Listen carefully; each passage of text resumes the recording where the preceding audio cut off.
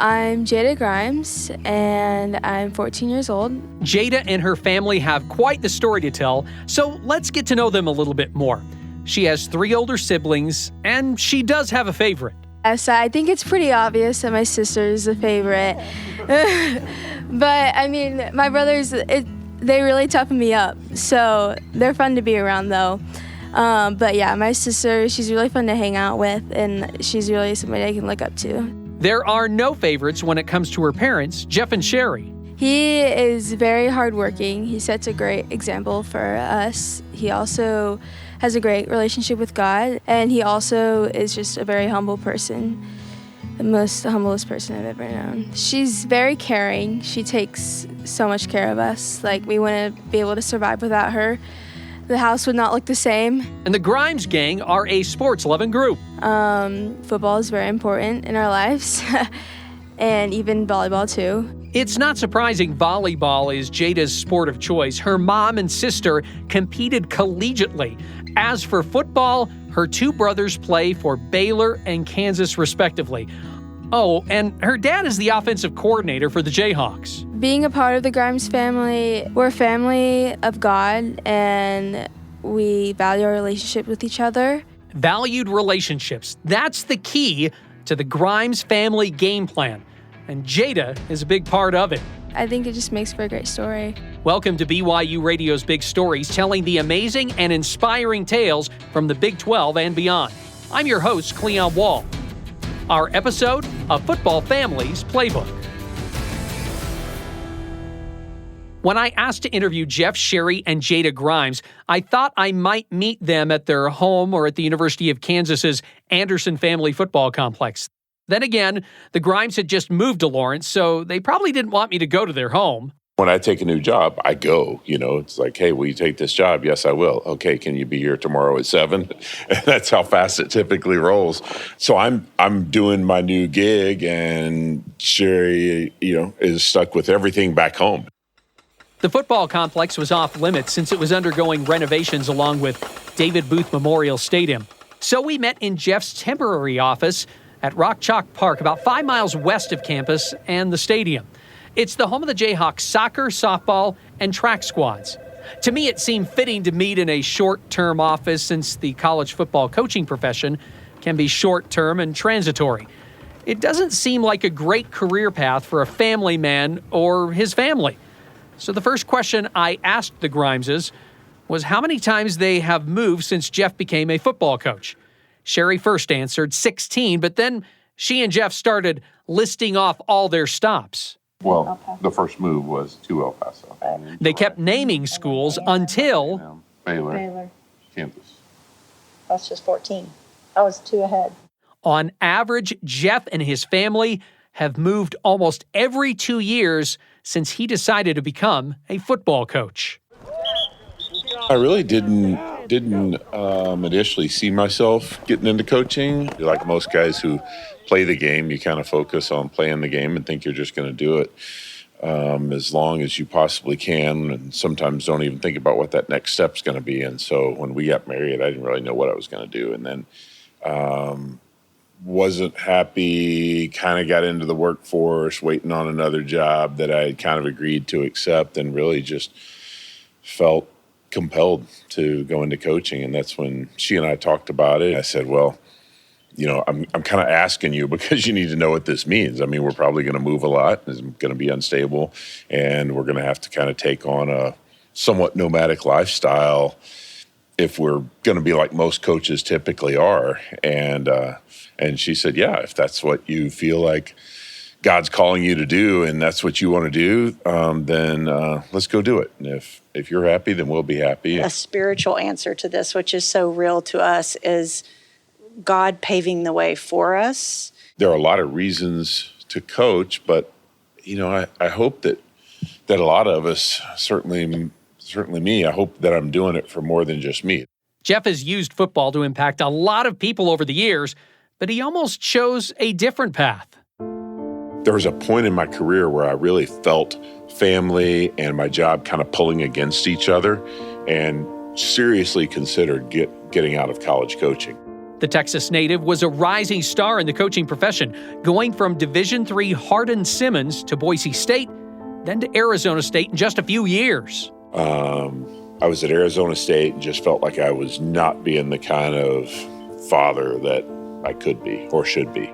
Jeff was in a quandary. He wanted to spend more time with his family, but he also didn't feel at peace with getting out of the football coaching business. Shortly after that, I got a call from somebody who said, hey, would you be interested in coming to BYU? He valued, his time with his wife and kids, and that's why he came. He wanted a little bit more time to be around his family. This is former Brigham Young University quarterbacks coach Brandon Doman. I think I appreciated that in him. I think it humanized him a little bit more than others that I had been around and experienced being with. One of the things I learned was that you can do both things and do them really well if you balance your time well. And that was one of the things that I thought Bronco did a great job of.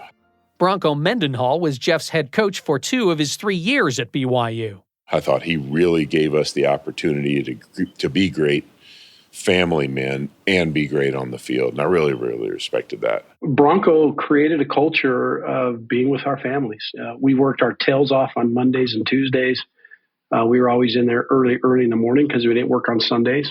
Jeff grew to love that. He loved having the ability to be home on a Sunday and be around his family. And he's a faith-based spiritual guy. And I watched him dig into, his faith while he was here. And that I think also played into how he was as a husband and a father, and his kids were young. So I was blessed to work with him before we started having kids. Jeff passed down his knowledge to other coaches like A.J. Steward. When we were at BYU, he asked me one time, it was like during recruiting time, and he's like, hey, when'd you leave, when'd you leave or whatever to recruit? And I told him I left on Sunday so that I could be there on Monday morning, get a good night of rest, whatever, be there, hit it fast on Monday.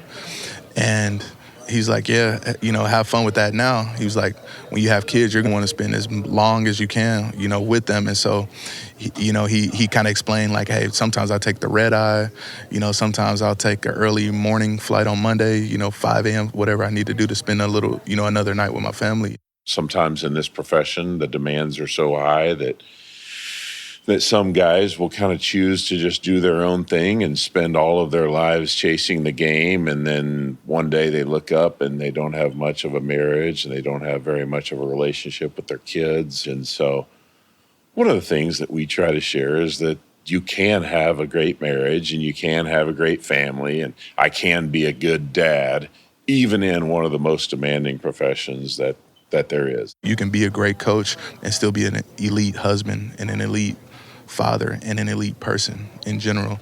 And then that's the reason why I've always signed up to go anywhere he is, because I know I'm not only going to become a better coach, being around him, but I'm going to become a better man being around him.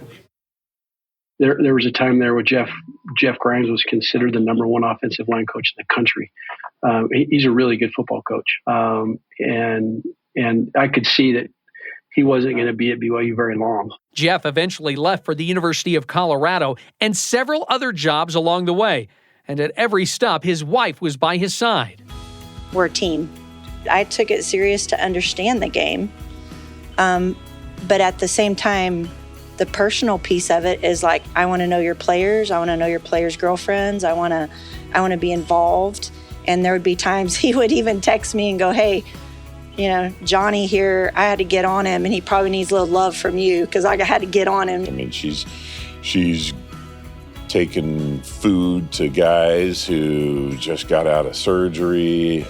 She's prayed with guys. She's cleaned their apartments because they were sick or, on crutches and couldn't move around too good. And so she really embraces that part of it. It's our thing. It's not just my thing.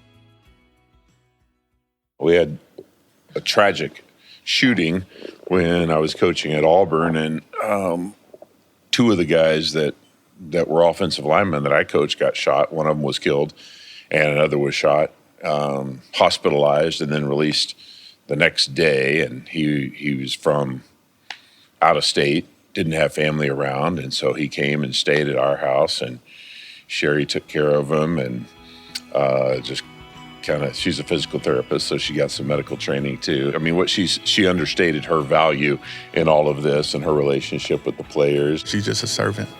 You know, anytime she sees you, she's gonna make you feel like you're the most important person. Just give you the biggest hug you could ever get, and she's always checking. Anytime hey, how's your family? Do they need anything?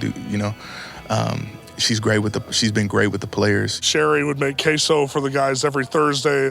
BYU center Connor Pay played 1 year for Jeff in 2020 during Grimes' second stint with the Cougars, this time as offensive coordinator. He was awesome. I mean, he's the type of coach you want as an offensive lineman.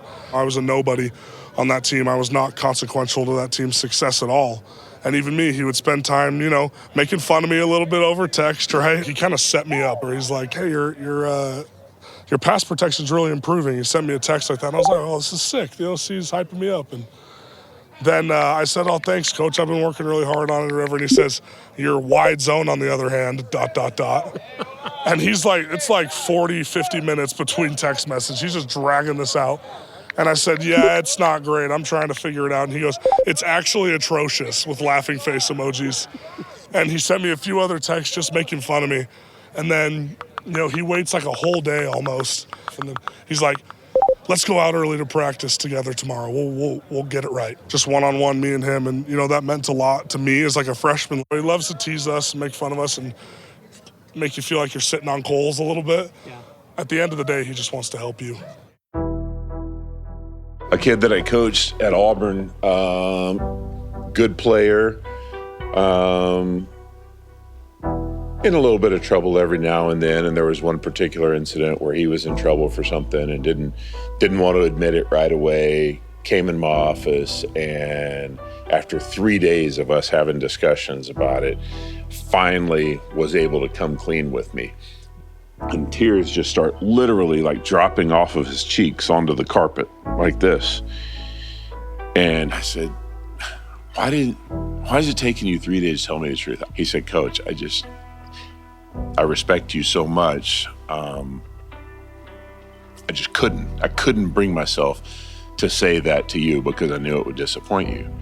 And he ended up doing great and was a part of our national championship team. A few months after that national championship, he had gone somewhere to train like most guys do, and he's back in town for pro day.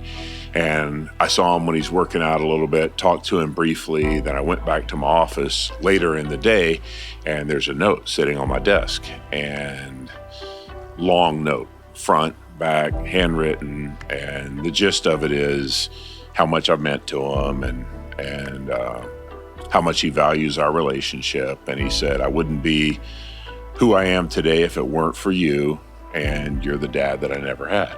And in that moment, I looked over and I saw a national championship ring sitting on my desk. And I said, that means more than that ring does. If the only thing you have to look back on in life is how many games you won or how many rings you have, I mean, that's cool for us, but there's no fruit in that, for your family. Here again is Kansas offensive analyst A.J. Steward. He's meant everything to me. Number one, his belief in me, and my ability as a coach. Steward coached with Jeff at BYU and Baylor. He left Waco after Coach Grimes was fired as the Bears' offensive coordinator. This could have rocked the entire Grimes family because Jeff didn't choose to leave. But he and Sheri look at it differently. It's almost easier because when I make the choice to leave, I think that's harder for everybody other than me because I didn't have to do that. So when I left BYU to go to Baylor, my youngest son was the same age that Jada is right now, and he was so upset with me that for 6 months he wanted nothing to do with me. I mean, I would literally have to pick his chin up to look me in the eye. And in the end, it ended up being a great thing for him, and he would tell you that today. Something that we've done the last several moves is writing out very specific prayer requests to the neighborhood, to a church, to a club volleyball team, to a good school system, and really watching God check all the boxes and allowing the kids to grow in their faith as we pray details to him and him take care of that. So that same boy that I was telling you about a minute ago, he and I are riding home in my truck after the last game at Baylor last year, and we just pulled up in our driveway, and he looks at me, he goes, "Dad, if you could choose, would you rather Coach Aranda get fired or for you to get fired?" And I thought, that's a heck of a question, you know? And he's committed to Baylor at the time. He's going to go and play there. And so I said, well, it would be better for me personally, from a professional standpoint, if it was the head coach, because then it wouldn't be me, it would be all of us. But if I could choose, I honestly would choose for it to be me, because I'm going to be fine. The Lord's going to take care of us like he always has. I'll get another job. Yeah, it'll be hard to move. But if it's just me, then I can handle that, and that gives everybody else an opportunity to hopefully continue, and all those other families don't have to move and go through that hardship right now. And so then the next day that happened, and then we're sitting there watching, he and I sitting on the couch watching Sunday Night Football. And as we're watching it, there's the little ticker runs across the bottom with the news stories, and it says, "Baylor parts ways with OC Jeff Grimes." And I looked at him and I go, that's what I'm talking about right there. And he's like, yeah, I see what you mean. We had all, as a family, kind of worked through all this to some extent already that day. But all of that together is a really hard but cool and meaningful experience for us as a family. Martin Luther has a quote, this is super paraphrased, so forgive me, but it's something like, if I knew I was dying tomorrow, I'd still plant my apple tree. And for us as parents, we have really pushed, grow your roots deep. Don't hold back. Love strong, love deeply, grow close to people, because you move like this, it's easy to kind of keep people at a distance. And so we do that, and then when you move, it hurts. It hurts, but it's been, God has totally taken care of us through that, but it's a great adventure. I moved 5 times, lived in 6 different states. It's been pretty hard leaving my friends and my brother too, but I'm really excited for what's coming up in the future. But Jada's past and a decision made by Jeff and Sheri completed this football family's playbook. That's next on the Big Stories podcast. Hey everyone, this is Cleon Wall. We hope you are enjoying this season of Big Stories. We love bringing you these stories that inspire and can also humble you. Now, if you are looking for another podcast which also has great stories and talks about all things BYU women's sports, then make sure you check out the Her Why podcast. It's hosted by Lauren McLean. You'll hear from current coaches like Jen Rockwood and Heather Olmstead, and athletes like BYU basketball's Amari Whiting and Cougar soccer star Ellie Walbrook. You'll also hear from legends like Olympic runner Courtney Wayment and Utah Royals forward Brecken Mozingo. So make sure you subscribe to Her Why wherever you find podcasts or on the BYU Radio app. Welcome back to BYU Radio's Big Stories episode of Football Family's Playbook. Kansas offensive coordinator Jeff Grimes and his wife Sheri have moved 14 times because of Jeff's job as a college football coach. That included his most recent move to Lawrence, Kansas from Waco, Texas, where Jeff was let go by the Baylor Bears. There were a lot of things in Texas that both of our dads are deceased and our moms are there, and our oldest boy plays there, and it would make sense to stay, but it was time to go, and that's what needed to happen. And so to me, it was clarifying. Doesn't make it easy, but it was clarifying. In spite of all the moves and the craziness of being a college football coach, Jeff has always put his family first. I decided that I wasn't going to have other hobbies outside of the things that we did together. I mean, there's not space for that in my life. And, guys ask me, hey, do you golf? No, I don't golf. And maybe someday when our kids are all grown up, maybe she and I will golf. But no, I don't have time to golf. I have time to do what my family wants to do. And so my oldest boy loves to fish. And so, I'd go fishing with him, or we'd all go fishing together. More than anything, we did everything together. But before Jeff and Sheri had any children, the couple talked about the makeup of their future family. I just had this urging. I felt like adoption was part of the plan for us. And I felt like it should be a child of another race. And I can't really explain it to you other than it was beyond me. And so we were on our way back from a vacation and sitting at an airport and just kind of waiting on our next flight. And I looked to her and I said, I kind of think I want to adopt a kid someday. And she goes, no way, me too. And I go, I think it should be a child of another race. She goes, no way, me too. And we had never talked about it before, ever had a conversation, not once about it. The right time to adopt came after the births of daughter Bailey and sons Garrison and Graydon. The Grimes opted for an international adoption. Back then, it could have happened in 6 months, but we had a couple of moves in there. And so that process ended up taking 3 years. During that 3-year wait, Sheri started having some medical problems. I thought I was falling apart because I had just turned 40. But just started having some weakness and then turned into some vision issues and then got more and more significant to the point of slurred speech, difficulty holding up anything. I was seeing a neurologist who couldn't place a diagnosis on it. And it had gotten bad enough where, Jeff asked me, should we proceed? Jeff had a good reason to ask that question. While he was on a recruiting trip, he received a call from the couple's adoption agency. Then they said, hang on, I'm going to get Sheri on the line. Didn't tell me anything. So both of us are on the line, and then they start telling us about Jada and say, we think this is a great fit for you. And so we're both crying on the phone. She was 4 months old when we got the call, 8 months when we traveled. And I always get emotional talking about this because I knew in my heart that baby who's sitting right here was coming to our home. And yes, the medical piece of it was scary. We weren't sure what was going on with me, and I kept getting worse and worse and worse. So we actually traveled to Ethiopia with not a diagnosis.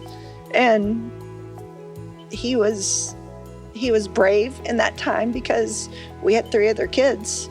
And so it was a little bit scary, but also knew that was a part of the plan. I mean, you just heard Jeff say that God implanted that in our hearts. And so we went to Africa. That's when the Grimes finally met their new 8-month-old daughter. Etiana was my Ethiopian name, and so they moved it to my middle name. So now I'm Jada Etiana Grimes. She bonded with us very quickly. Initially, she was a little bit taken back, like when they first handed her. I don't know if you've heard this story, but when they first handed Jada to me, I hold her like this, and she goes like that. And they said, it's okay. She may never have seen a white person before. And she was a little bit uncomfortable, not real fearful. She wasn't crying or anything, but just seemed a little bit uncomfortable. And then we fed her, and then she fell asleep. Still got the picture of her. She fell asleep on my chest, laying down on a couch like this. And when I woke up, she sat up, and she looked at me, and she had this big smile. And then from that moment on, she was like totally cool with us. We did get a chance to meet the birth mom and birth grandfather, and that was such a blessing. Took pictures of them and everything, and had a chance to talk about the adoption of their daughter and granddaughter. She was really young. When we met her, she was 19 years old, maybe 18 when she got pregnant, and just said that she wanted Jada to have a better life. Tried to take care of her for a few months, and then just recognized that she wasn't able or ready to do that.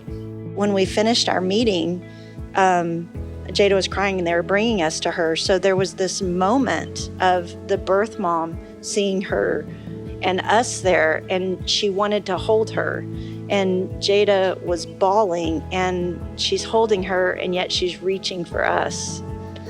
And it was, I don't know, it was like this powerful moment of like, she's ours. So to me, it was again another confirmation, like, this is right, even though I felt bad for her birth mom at the moment. Miracles were abundant after the Grimes arrived back in the United States. I mean, she was a dream baby, very easygoing, and would go to other people. So the grandparents felt very, excited and welcomed by her. Sheri also received an official diagnosis for her ailment. It's an autoimmune disease called myasthenia gravis. Ended up with a neurologist who researches the disease. He put me on the right medication, and everything got better. We really just wanted to show something different to our kids, and really attempt to raise them in an environment where they didn't see differences based on skin color. Eventually, Jada did notice a difference. I still remember we were at a swimming pool, and she looks up at me and says, "Mom, she's brown like me." And I'm like, "Jeff, she figured it out." But before that, she did not see anything different, and we don't either. That's what God sees, no difference with that. I don't know how old I was, but I do remember looking through a photo album of my birth family.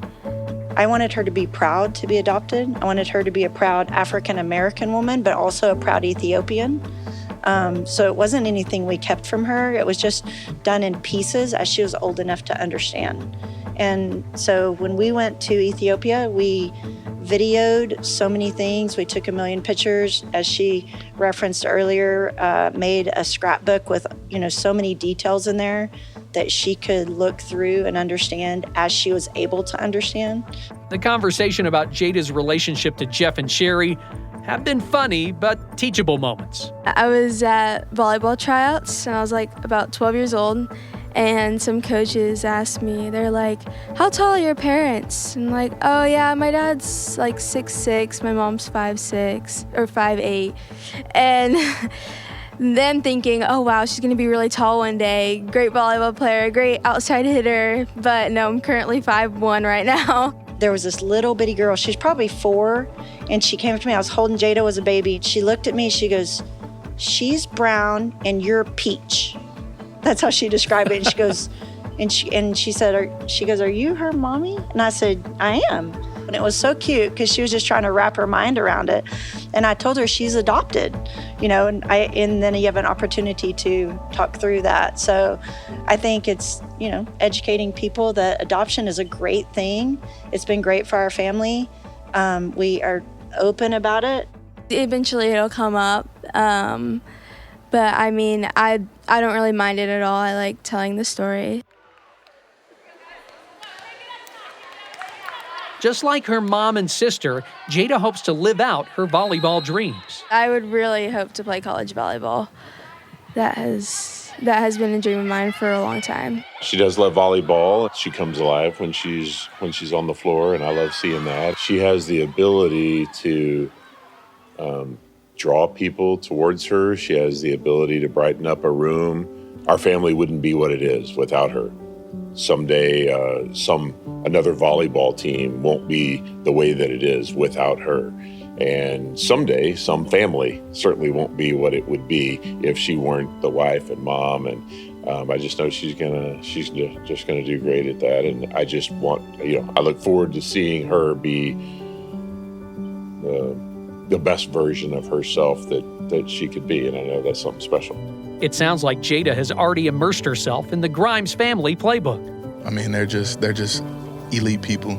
We'll let Kansas offensive analyst A.J. Steward have the final word on the Grimes family. They're anomalies, especially in this, I would say, the world that we live in, and even especially the profession.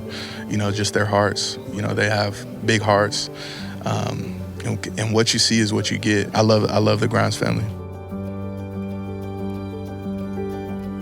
A Football Family's Playbook was produced and written by Whitney Sheffield and Cleon Wall. Music and post-production by Finn Morrison. Make sure you watch BYUTV's Big Stories by logging on to BYUSN.com. Big Stories is a production of BYU Radio.